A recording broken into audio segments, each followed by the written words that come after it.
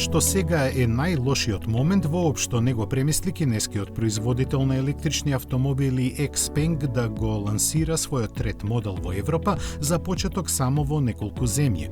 Настапувајќи мудро, без да спомене дека Volkswagen го избра за партнер за развој на електричната платформа во Кина, овој производител го нуди купе кросоверот со ознака G6 по цени кои стартуваат од 40 и 3-4 евра, во зависност од пазарот.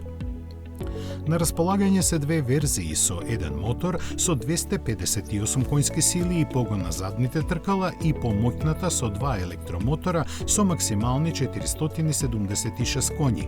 Перформансите му се согласно наведените бројки, а благо футуристичкиот изглед ќе биде привлечен за широк број купувачи кои малку потешко ќе ги убедуваат во своите квалитети со автономијата од 435, односно 550 километри.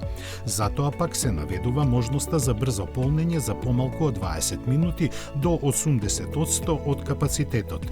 Според сите други параметри, XPeng G6 е премногу сличен со Tesla Model Y, кој е најпродаван автомобил во 2023 година. Можеби и затоа кога лани пролета беше лансиран во Кина, производителот амбициозно изјави дека двојно ја зголеми својата продажба, што најдобро кажува колкави се очекувањата од него.